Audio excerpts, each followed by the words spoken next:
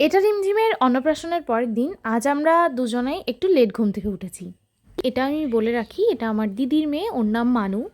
আমরা ওকে বাড়িতে সবাই ভালোবেসে মানু বলেই ডাকি। সকাল সকাল ব্রেকফাস্ট করে আমরা 12টার দিকে বসে পড়েছিলাম একটু ফল খেতে। দুজনাই ফল খাচ্ছিলাম আর একটু সিরিজ দেখছিলাম। ভাবছিলাম বসেই যখন আছি তাহলে সময়টা কাটানোর জন্য একটা সিরিজ দেখা যেতে পারে।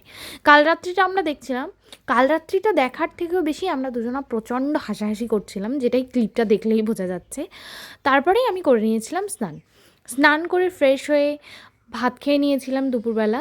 সেই লাঞ্চের ক্লিপটা আমার আর নেওয়া হয়নি। তারপরে আমার কাছে একটা কিউই ছিল, যেটা আগের দিন ট্রেন থেকে আমি কিনেছিলাম, আমার এক্সাম ছিল তখন। কিউই খেতে আমার বেশ ভালোই লেগেছে। আমার তো টেস্টটা ভালোই লেগেছে, কারণ টক খেতে আমি ভীষণই ভালোবাসি।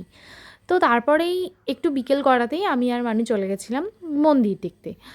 এটা আমার মামাবাড়ির খুব কাছেই, একদম ওই হাঁটা পথে 2 মিনিটের মতন। তো ভীষণ ভালো এই রাস্তাটা, তোমরা জাস্ট দেখো, এত সুন্দর, এত সুন্দর, প্রচণ্ড। আমরা দুজন বাড়ি থেকে ভেবেই গেছিলাম যে রাস্তায় ফুচকা দেখলে আমরা ফুচকা খাবোই। ফুচকা দেখলে নিজেকে কন্ট্রোল করাটা খুব চাপের হয়ে যায়, তো আমরা দুজনে একটু ফুচকাও খেয়ে নিয়েছিলাম। বাড়ি ফিরে একটা স্ট্রবেরি খেয়েছিলাম, ও হো, এটা খেতে জাস্ট পুরো রসগোল্লার মতন। রাত্রি ডিনার করেছিলাম চিকেন মাঞ্চুরিয়ান আর পরোটা দিয়ে। আমি গেছিলাম বলে বৌমনি স্পেশালি আমার জন্য এটা করেছিল। আজকের দিনটা আমার এভাবেই কেটেছিল।